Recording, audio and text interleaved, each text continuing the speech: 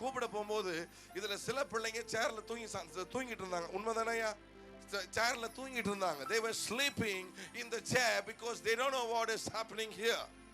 புரியுதா நான் சொல்றது? இந்த இடத்துல என்ன நடக்குது, என்ன பாடுறமா பேசுறமான்னு கூட ஒருவேளை அவங்க யூகிக்கலாம். அவனுக்கு ஏன்னா அவனுக்கு ஒன்றும் தெரியாது, புரியுதா? அதனால அவன் தூங்கிக்கிட்டு இருந்தாங்க. என் ஆண்டவர் தூங்கிக்கிட்டு இருந்த தட்டி,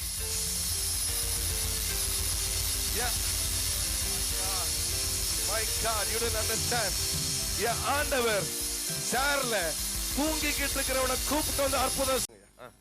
ஏசப்பாவுக்கு கோடானு கோடி நன்றி. ஆமாய்யா. கடந்த மே மாதம் 6, 7, 8 அடைக்கலப்பட்டினத்தில் வச்சு கூட்டம் நடந்தது. அப்பொழுது பாஸ்டரையா பிரசங்கம் பண்ணும் பொழுது எதிரிகளால் பாதிக்கப்பட்டு மிகவும் சுகவீனமாக உயிருக்கு போராடி கொண்டிருக்கிறவர்களுக்கு இப்பொழுது விடுதலை கிடைக்கப் போகிறது என்று சொன்னார்கள். அப்பொழுது நான் என் மனைவியுடன் பக்கத்திலே ஜெபித்து கொண்டிருந்தேன். என்னை தூக்கி கீழே அடித்தது. பிறகு ஐயாவிட்ட போய் சொன்னேன். எங்க கீழே இருக்கும்போதே ஆண்டவருடைய மகிமை உங்களை நிரப்புச்சு, அப்படிதானே? தூக்கி அடிச்சிட்டு. எங்க அடிச்சது? ஏதாவது வந்து அடிச்சுதா இல்ல தரையில தூக்கி? சரி, இல்ல சிலருக்கு புரியாது, அதனால நான் குறுக்கு கேள்வியில அப்படி கேட்பேன். சரி, சிலர் கேட்பாங்க எது வந்து அடிச்சிருக்கோம் அப்பனா அப்படின்னு. தெரியும், ஒரு 4 பேர் இருப்பானு.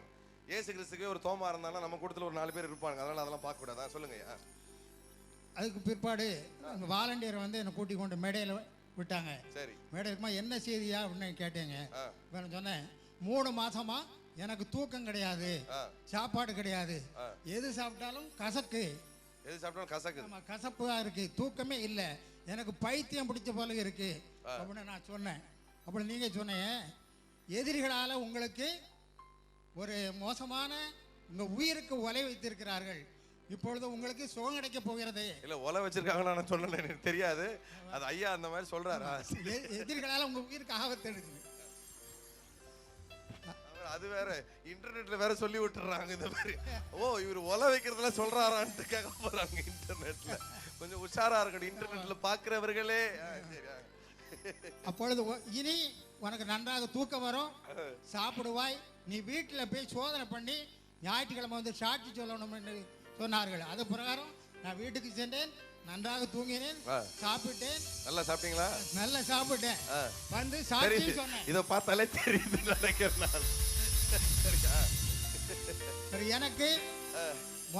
எனக்கு வந்து இருதய வியாதி, அன்றையில் இருந்து இதுவரைக்கும் நான் மாத்திரையை தொடவே இல்லை.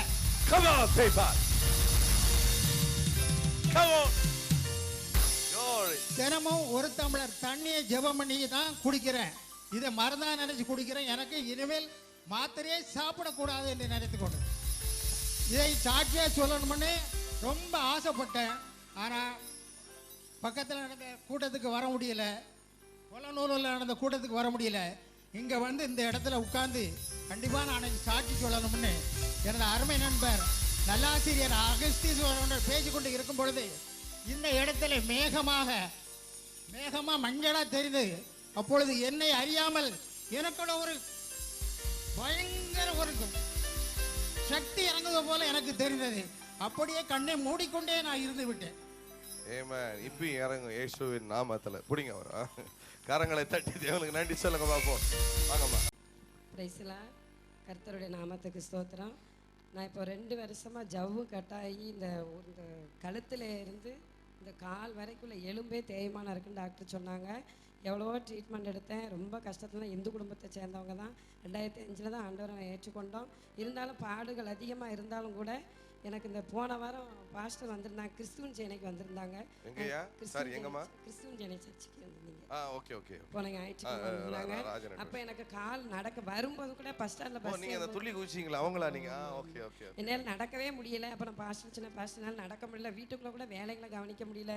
கொஞ்ச நேரம் நின்னா கூட எனக்கு ரொம்ப இடுப்பு வலி, காலோட ரொம்ப குத்துது பாஸ்டர்னு.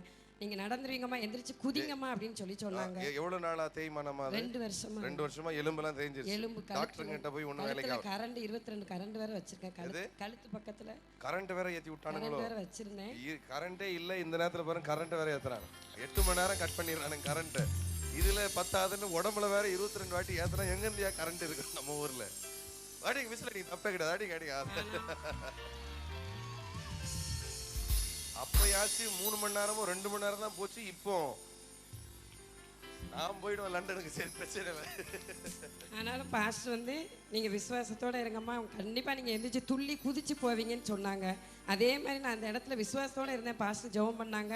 அந்த நிமிஷத்தில் துள்ளி குதிச்சு ஸ்டேஜ் மேலாம் ஓட ஆரம்பிச்சிட்டேன். என் கருத்தர் கொடான கொடுத்து. நீங்க அவங்க மகளா? அம்மா எப்படி இருக்கிறாங்க வீட்டில்? அம்மா இப்ப நல்லா ஆயிட்டாங்க. நல்லா ஆயிட்டாங்கன்னா எப்படி ஆயிட்டாங்க எனக்கு தெரியாது. சொன்னாதானே அன்னைக்கு தெரியும். மாதிரி ஓடி காட்டுங்க, வீட்டுல ஓடி காமிச்சாங்க. அப்படியா? வீட்டில் இல்லை, நான் மேடையில் இங்கேயும் அது மாதிரி தான் ஓடுவேன். நல்ல சிஸ்டர், பிசாசு ஒவ்வொரு கால் மிதியிலையும் பிசாசு தலை நங்கு நங்குன்னு. Come on paper. நல்லா நல்லா நல்லா நல்லா. Come on. Come on. சந்தோஷமா? நீங்க தான் சொல்லணுமா? நீங்களும் உங்களுக்கு சாட்சியா? உங்களுக்கு இப்படி வாங்க. ஏன் பின்னாடியே போறீங்க? பயப்படாதீங்க. அல்சர் சைனஸ்னால ரொம்ப கஷ்டம். அல்சரும் சைனஸ்னாலயும் மழை பெஞ்சா கூட 100 தும்மல் போடுவேன் ஒரு நாளைக்கு. அப்படியா? அவ்வளவு கஷ்டப்பட்டேன். முகத்தை கழுவுனாலே தும்மல் வந்துரும். ஆனா போன வாரம் நம்ம சர்ச்சுக்கு கிறிஸ்துவின் சேனை சர்ச்சுக்கு வந்திருந்தேன். அப்போ நீங்க வந்திருந்தீங்க. அன்னைக்கு வந்து உங்ககிட்ட சொன்னேன், நீங்க எனக்கு ப்ரேயர் பண்ணி விட்டீங்க. அதுல இருந்து இப்ப என்ன காரணாலும் நான் சாப்பிட ஆரம்பிச்சிட்டேன். இப்ப எல்லாரும் மாதிரி நல்ல சாதாரணமா நார்மல் ஆயிட்டேன். டாக்டர் 2 வருஷத்துக்கு புரோட்டா சால்னா எதுவுமே காரம் சேர்க்கக்கூடாதுன்னு சொல்லிட்டாங்க. யாருக்கு? என் மகளுக்கு. ஏன்னா இவங்க தானே சாப்பிட போறது, அதனால அவங்க சொல்லுவாங்க. ஆனா அவ விசுவாசத்தோட போகும்போதே அவ கணவர்கிட்ட எனக்கு 4 புரோட்டா வாங்கிட்டாங்கன்னு சொல்லி இந்த புரோட்டா சால்னா சாப்பிட்டா எதுவுமே செய்யாது. அன்னைக்கே வா உங்க மீட்டிங்ல கலந்து. என்னங்க நீங்க?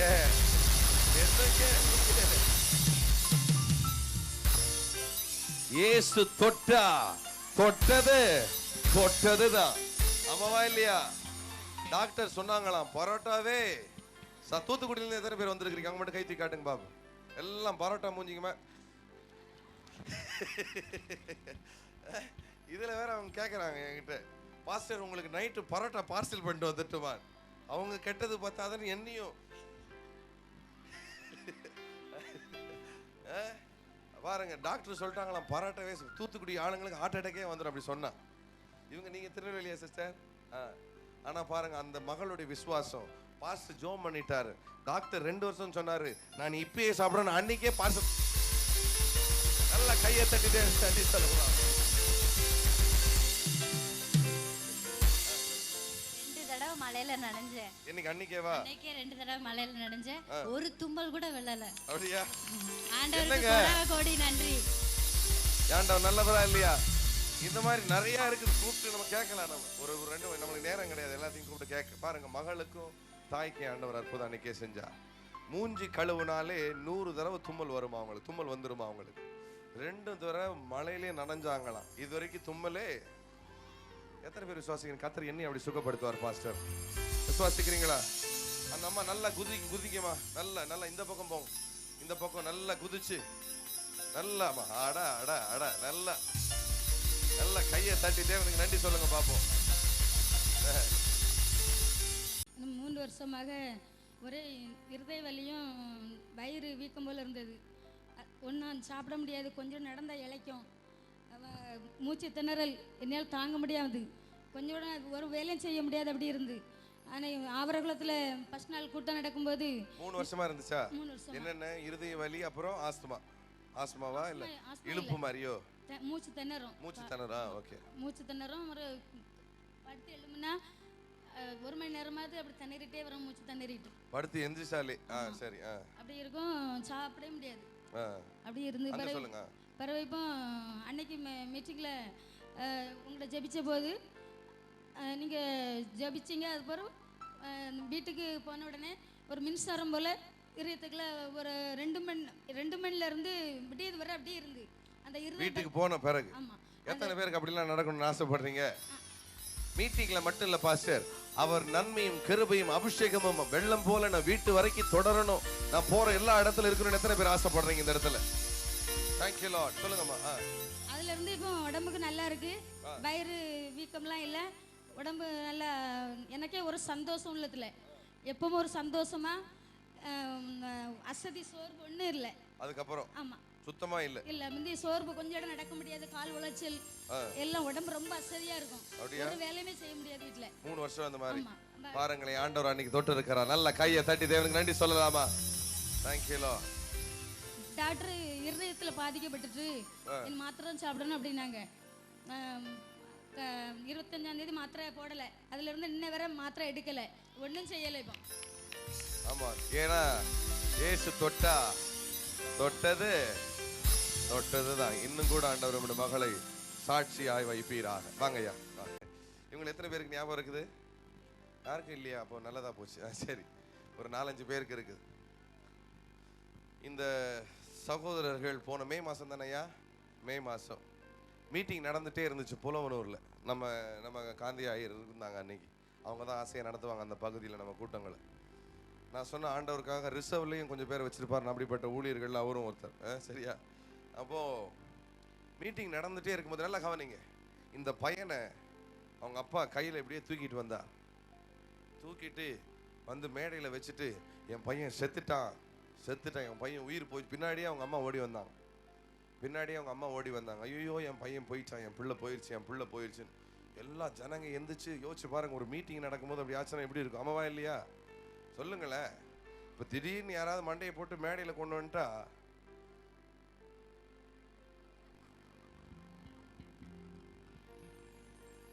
விசுவாசத்தில் அது வரைக்கும் அல்லையிலே சொன்னாலும் காணாமல் போயிடுங்க கொஞ்சம் பேர்.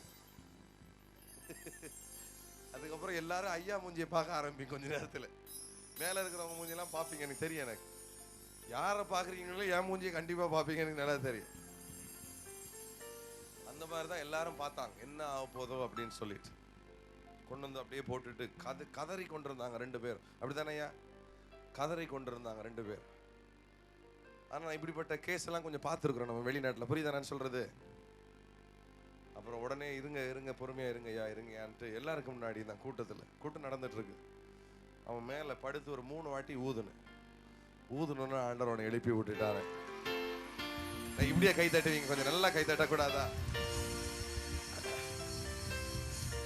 அப்புறமா அம்மா சொன்னாங்க, டாக்டர் வந்து அவனுக்கு 1 மாசம் டைம் கொடுத்துருந்தாராம். போன மே மாசம். எத்தனை மாசம்?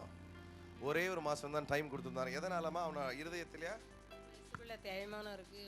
100 வயசுக்குள்ள, அதாவது 100 வயசு இருந்துட்டானா இவன். எத்தனை வயசுடா அவனுக்கு? 11 வயசு. 11 வயசு பிள்ளைக்கு 100 வயசுக்குரிய தேய்மானம் இருக்கு. இல்லைன்னா என்ன அர்த்தம்னா, 100 வயசு வாழ்ந்த மனுஷனுக்குலாம் எல்லாம் பழுதாயிரும். புரியுதா நான் சொல்றது?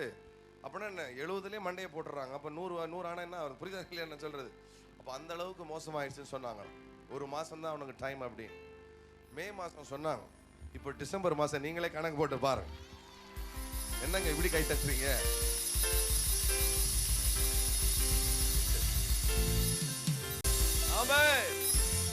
இப்ப நல்லா இருக்கிறானாமா? ஏசப்பாவுக்கு ஸ்தோத்திரம். அந்த எலும்பு தேய்மானம் இருக்கும்போது பிள்ளை வந்து கொஞ்ச நேரம் இருப்பான், கொஞ்ச நேரம் அசதியாயிருவான். இப்போ வந்து எப்பவும் பையன் நல்லா இருக்கான். இந்த மீட்டிங் முடிஞ்ச பிறகு எங்கள் குடும்பத்துக்கு ஆசீர்வாதம். நானே மாத்திரை இந்த நரம்பு தளர்ச்சிக்கு டெய்லி மாத்திரை போடுவேன். உங்களுக்கா? ஆமாம். ஓகே. இப்போ இந்த மீட்டிங் முடிஞ்ச பிறகு இப்போ நான் மாத்திரையே போடுறதே இல்லை. இப்போ 1 வாரமாக மாத்திரை இல்லை. குடும்பமே மொத்தமாக மாற்றிருக்காரு ஏசப்பா. எவன் என்ன சொன்னாலும் கர்த்தர் செய்யறத செஞ்சுட்டு போயிட்டே இருப்பாரையா. எத்தனை பேருக்கு விசுவாசிக்கிறீங்க? சொல்றவன் சொல்லுவான் தான், ஆனா அவர் செய்யறத செய்வார். வாங்குறவன் உன் வேலை வாங்கிட்டு போயிட்டே இருக்கணும். எவன் சொன்னா என்ன பாஸ்டர், வாங்கறதுக்கு தான் நான் வந்திருக்கிறேன்றவங்க மட்டும் கையை தட்டி வாங்கிக்கோங்க பாப்பா இந்த வேலையில.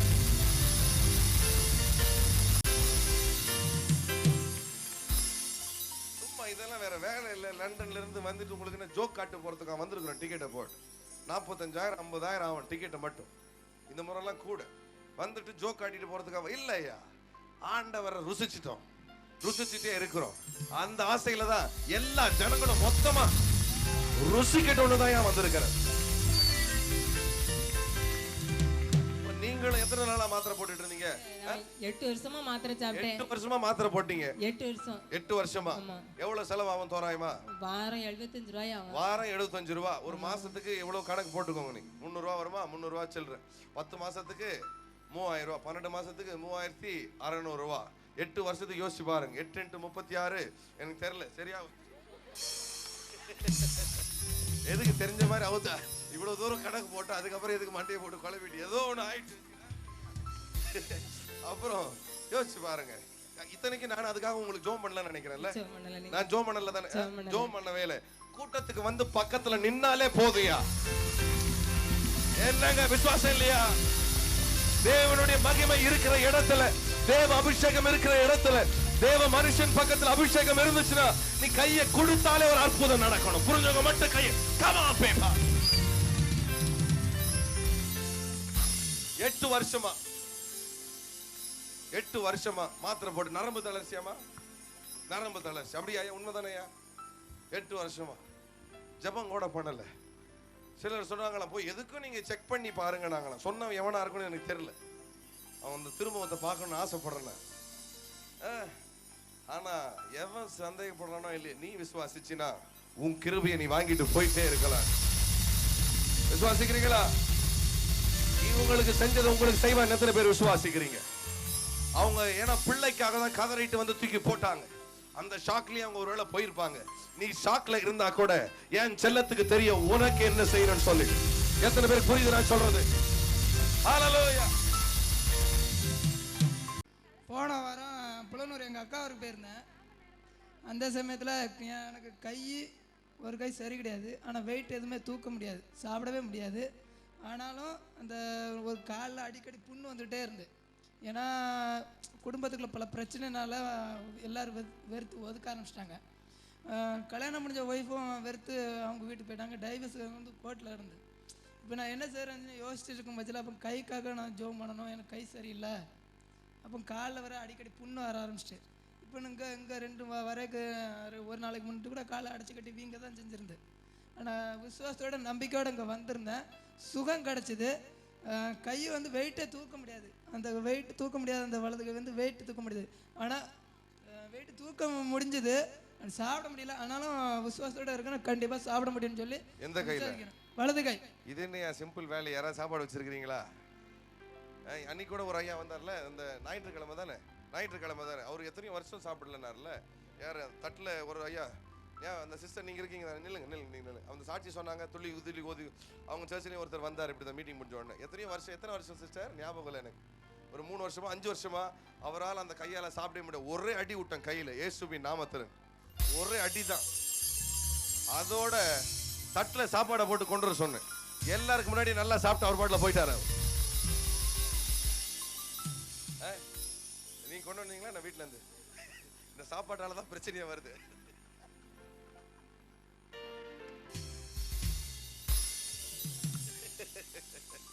சரி, அதெல்லாம் உங்களுக்கு சொல்ல மாட்டேன். நான் சொல்லுமா என்ன பாஸ்டர் ஏதோ ரகசியமா அவங்க 2 பேர்கிட்ட சொல்றாரு. ஊரான் கதையை நல்லா கேட்பீங்கல்ல. தம்பி கையை நிட்டு சாப்பாடை தூக்கிட்டு அதுக்குள்ள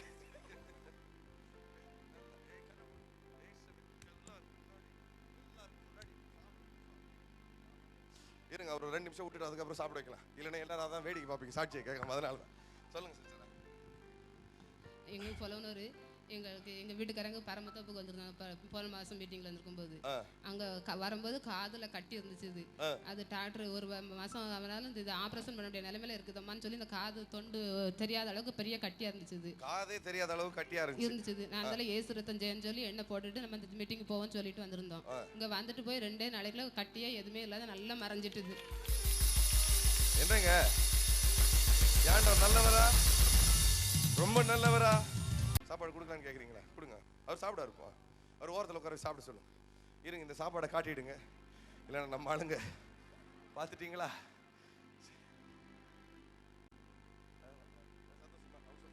சரி, அவங்க இப்போ கேரளாவில் இருக்காங்க, இங்கே வரல. இவன் பாருங்க, அதுக்கு மேலே நான் ஜனங்களை காட்டாமல் போய் சைடில் நிற்க வைங்கடானா. ஏன்னா எனக்கு தெரியும் நீங்கள் எல்லாரும் நல்லவங்க தான், நீங்கள் ரொம்ப நல்லவங்க எனக்கு தெரியும். எனக்கு இருந்தாலும் மாம்சத்தில் கொஞ்சம் இருக்கிறீங்க தானே. இங்கே வேர்த்து விறுவிறுத்து ஒருத்தன் கத்ததை விட்டுட்டு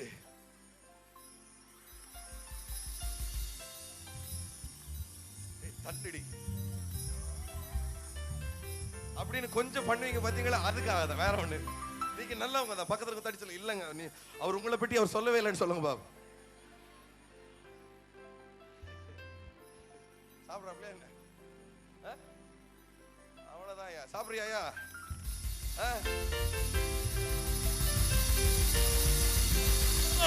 நான் 2 வருஷமா இந்த கூட்டத்துக்கு தொடர்ந்து போயிட்டு இருக்கேன்.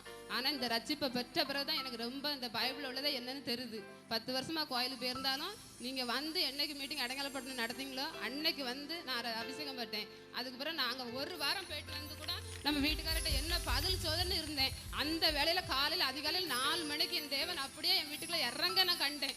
அது அப்படியே ஒவ்வொரு நாளும் உங்க மீட்டிங் வந்து நான் வெறுமையா போனதே அல்ல. அதுக்கு போதாது. ஏன்னா இந்த மாதிரி கூட்டங்கள் எல்லாம் நான் லண்டன்ல இருந்து வர்றது எதுக்கு தெரியுமா?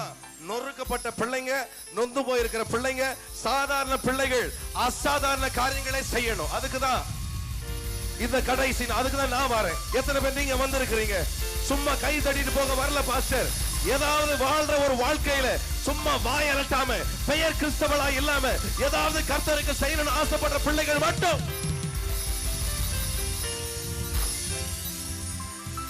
விசுவாசிக்கிறீங்களா? அவங்க சொன்னாங்க பாருங்க, ஒரு கூட்டத்துக்கு கூட வந்துட்டு வெறுமையா அவங்க போனதே never, because when Jesus comes to a meeting something has to happen. இயேசு அந்த கூட்டத்துக்கு வந்தா ஏதாவது நடக்கும்னு சொன்னா தப்பு. அங்க நிச்சயமா ஏதாவது நடக்கும். புரிஞ்சவங்க ஒரு அல்லேலூயா சொல்லுங்க பாப்போம். எனக்கு வந்து இப்போ ஒரு மாசமா வந்து திடீர்னு தலை சுத்து மாதிரி வந்துச்சு. கீழே விழுந்தா ஒரு 1/4 மணி நேரம் ஆகும் முழிக்கிறதுக்கு. ஆஸ்பத்திரிக்கெல்லாம் கூட்டு போனாங்க. எங்க வீட்டில் எங்க அம்மா வீட்டில் ஃபுல்லாமே ஹிந்து தான். எல்லா சாமியை கும்பிட்டு எனக்கு கேட்கல. இங்க வந்து நாங்க ப்ரேயருக்கு சார் வீட்டுக்கு போனோம். சார் எனக்கு ப்ரேயர் பண்ணாங்க. பிறகு கூட இருக்கவங்க எல்லாருமே ப்ரேயர் பண்ணாங்க. அதுக்கப்புறம் இப்போ எனக்கு அப்படி வரவே இல்லை. கை கால்லாம் சொரியெல்லாம் ரொம்ப எடுத்துச்சு. ஆனா ஏசப்பாவை நம்பினேன். இப்போ எனக்கு சொரிய எடுக்கல. எனக்காண்டி சோபி மிஸ் இருக்காங்க. எங்க இருக்காங்க? சோபி மிஸ் எங்க இருக்காங்க? சரி, எங்கயோ இருக்காங்க. அவங்க வந்திருக்காங்களா என்னன்னு எனக்கு தெரியாது. அவங்களும் எனக்காண்டி ப்ரேயர் பண்ணாங்க. அதனாலயே எனக்கு இப்ப சுகமாச்சு. ஆண்டவரே ஏசப்பா உமக்கு நன்றி ராஜா. எனக்கு இந்த சாட்சி சொல்ல வந்ததுக்காண்டி ஏசப்பாக்கு நன்றி. அவங்க சொன்னாங்க இயேசு தொட்டதால சொரியெல்லாம் இனிமே வராமலே போயிட்டு, சொரியும் வராது சரிவும் வராது. இயேசு வந்துட்டா. புரிஞ்சவங்க மட்டும் கையை தட்டி தேவனுக்கு நன்றி சொல்லும். இதோட உங்களோட கிருபை மகளோடு கூட இருக்கட்டும். இப்போ பாஸ்டர் அவங்க சொல்லும்போது எஸ்பிஐல வேலை கிடைச்சதுன்னு சொன்னாங்க. அது நான் தான். எப்படின்னா தெற்கு வள்ளியூர் மீட்டிங்கில் 3 நாளும் கலந்துக்கிட்டேன். கலந்துக்கும் போது அவங்க பாஸ்டர் மெசேஜ் பண்ணும்போது எத்தனையோ பேருக்கு கிடைக்கக்கூடாத ஒரு வேலை உங்களை கிடைக்கும் அப்படின்னாங்க. பொதுவாக சொன்னாங்க. அப்படியா? பொதுவாக சொன்னாங்க. ஆனால் அந்த வார்த்தையை நான் எனக்குன்னு எடுத்துக்கிட்டேன். அப்போ அந்த டைமில் வந்திருக்கும் போது எனக்கு வேலை கிடையாது. 3 நாளும் தங்கினேன். மீட்டிங்கை நல்லா அதை செலிப்ரேட் பண்ணேன். நல்லா அனுபவிச்சேன். உணர்வு பூர்வமாக நல்லா அனுபவிச்சேன் அந்த மீட்டிங்கை அனுபவிச்சிருக்கிறேன். சரியா? அப்புறம் வீட்டுக்கு போனேன். இங்கே 3 நாள் நைட்டு தூங்கவே இல்லை. ஏன்னா 3 மணி நேரம் மீட்டிங் நடக்கும் நம்ம மீட்டிங்கு. வீட்டுக்கு போய் அன்றைக்கி ஃபுல்லாக ஒரே தூக்கம் தான். மறுநாள் பார்த்தா தன்னால் ஃபோன் வருது. இந்த மாதிரி எஸ்பிஐயில் ஒரு புதுசாக ஒரு செக்ஷனே ஆரம்பிச்சிருக்காங்க, கியோஸ் பேங்கிங் சொல்லிட்டு. இது நியாயமா? இது நியாயமா? நான் ஐயா கொஞ்ச நேரத்துக்கு முன்னாடி தான் சொன்னேன், உனக்கே புரியாததெல்லாம் உனக்காக கர்த்தர் ஒளிச்சு. இதுதான் அது, இதுதான் அது, இதுதான். ஏன்னா அப்படின்னு ஒண்ணு இருந்தா தானே இவர் போய் அப்ளை பண்றதுக்கு. அம்மாவா இல்லையா? அப்படின்னு ஒண்ணு இருந்தா தானே மத்தவங்க எல்லாரும் சேர்ந்து அதுக்கு போட்டி போடுறதுக்கு. அப்படின்னு ஒண்ணு இருந்தா தானே எல்லாரும் ஆண்டு அதை பார்த்து ஓடுறதுக்கு. ஆனா கர்த்தர் உனக்குன்னு ஒண்ணு உனக்குன்னு வச்சிருந்தாருன்னா,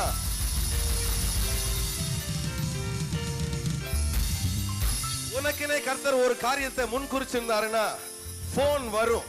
ஆனா ஏன் வரும்னு உனக்கு தெரியாது. அவங்களே சொல்லுவாங்க, எங்களுக்கே தெரியல, இல்லாத ஒண்ணு உங்களுக்காக நாங்க.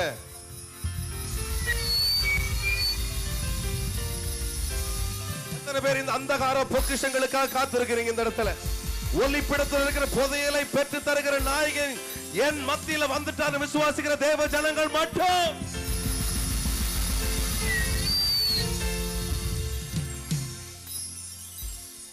அந்த செக்ஷனு ரூரல் டெவலப்மெண்ட் சொல்லி ஆரம்பிச்சிருக்காங்க.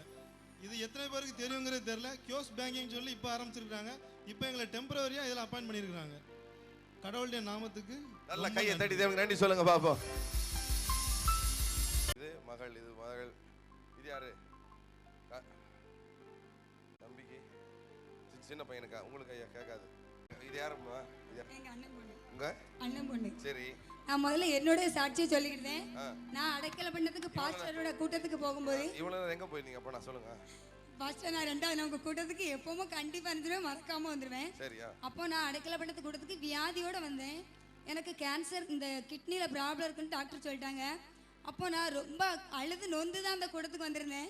அப்போ எங்கள் வீட்டில் சொன்னாங்க, நான் மேலே வரலப்பா, எனக்கு அந்த அண்ணன்கிட்ட வரும்போது பயமாக இருக்குது, நான் கீழே வந்துடுவேன் அப்படின்னு சொன்னேன். என்ன பார்த்து அவ்வளோ பயமாக இருக்குது? ஆமாம், எங்கள் வீட்டில் பிடிச்சி தான் கொண்டு வந்து மேலே விட்டுருந்தாங்க. ஆனால் நான் கடைசி நேரத்தில் ஜெபிக்கும் போது அண்ணன் என்னை தொடும்போது ஆண்டவருடைய வல்லமை என்னை தொட்டதை உணர்ந்தேன். அன்னையில் என்ன இன்னைக்கு வரைக்கும் என்ன செய்யல, அந்த கிட்னி ப்ராப்ளம்னு சொல்லி எந்த ஒரு டாக்டர்கிட்டையும் நான் என்ன செய்யல, போகல.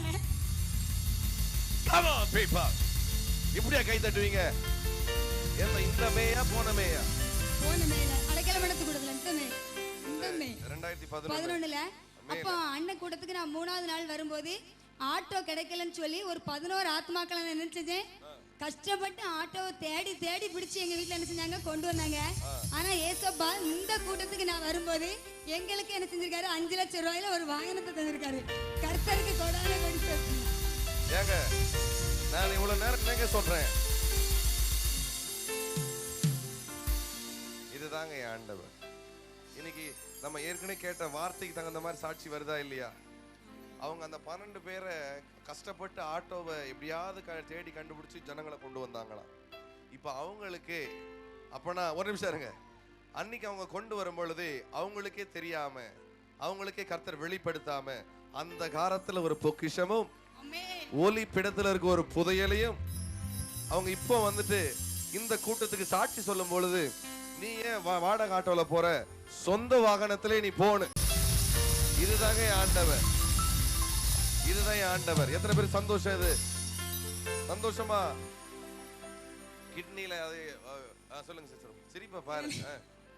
எனக்கு கல்யாணம் ஆகி 8 வருஷமா நாங்க என்ன பண்ணோம், ஆஸ்பத்திரிக்கு போயிட்டே இருந்தது. என் கணவருக்கு மட்டும்தான் தெரியும் எவ்வளவு பைசா அவங்க செலவழிச்சிருப்பாங்கன்னு சொல்லி. ஆனா ஏசப்பா அந்த வியாதியில இருந்து 8 வருஷமா அந்த பிரச்சனைக்காக போனீங்க. ஆமா, ஆனா ஏசப்பா எனக்கு வியாதியில இருந்து விடுதலையும் கொடுத்து ரெட்டிப்பான ஒரு நன்மையும் கொடுத்துருக்காங்க. இப்ப ஆபிரகாம் சார்லக்ஸ் மாமா கூட்டத்துக்குன்னு சொன்னா எங்க பிள்ளைய கூட செய்து ரொம்ப ரொம்ப நல்ல வரையா அந்த பாட்டு எங்க வீட்டுல எப்பவும் நினைச்சுக்கிட்டு இருக்கு, கேட்டுக்கிட்டே இருக்கு. ஆனா நான் பெற்ற ரட்சிப்ப இந்த ஜனங்கள் பெற்றுக்கொள்ளணும்னு சொல்லி இன்னைக்கு இவளை என்ன செஞ்சேன், விசுவாசத்தோடு, அண்ணன் பையன் ஆனா இந்துக்கலாம், ஆனா அவளை நான் விசுவாசத்தோடு கூட்டு வந்தேன். அவன் மேடைக்கு வரும்போது அழுதா. ஆனா இப்ப அவளுக்கு காது கேட்டிருக்கு. இப்ப சொல்லுதா அவன் என் கூட இருந்து ரொம்ப ரொம்ப நல்ல வரையா. 8 வருஷமா இருந்தது ஆண்டவர் மினிக்கிட்டார். உங்களுக்கு இந்த மகளுக்கு எத்தனை வயசு? 12 வயசு. இது வரைக்கும் காதை கேட்டது கிடையாது. ஆண்டவர் பாருங்களேன், சாட்சி சொல்லணும்னு வந்தவங்களுக்கும் சாட்சியா இருந்து கூட்டிட்டு வந்தவங்களுக்கும் கர்த்தர் சுகத்தை மட்டும் இல்லையா, 5 லட்சம் ரூபாய் வாகனத்தையும் கொடுத்து கொண்டு வந்த மகளுக்கும் சுகத்தை கொடுத்துருக்காரு. அப்போ அவர் ரொம்ப ரொம்ப நல்லவர் தானே, அம்மாவா இல்லையா? சந்தோஷப்படுறவங்க மட்டும் ராமேன்னு சொல்லுங்க பாப்போம். 2 வருஷமா காது கேட்காம இருந்துச்சு. தம்பிக்கா? சரியா கேட்காது. இப்போ நல்லா கேட்குது. இப்போ கேக்குதுன்னு சொல்றானோ? என்னங்க 2 வருஷமா கேட்காதது கர்த்தர் திறந்து இருக்கிறார். நல்ல கையை தட்டி நன்றி சொல்லுங்க பாப்போம். எனக்கு நேரம் இல்லை, இல்லைன்னா உட்கார வச்சு நம்ம எல்லாம் பண்ணிட்டு இருக்கலாம். கேக்குதாடா? கேக்குதாடா? கேக்குதா? இந்த பக்கம் தட்டுங்க. கேக்குதா? நல்ல கையை தட்டி நன்றி சொல்லுங்க பாப். வேற யார்? அம்மாக்கு என்ன?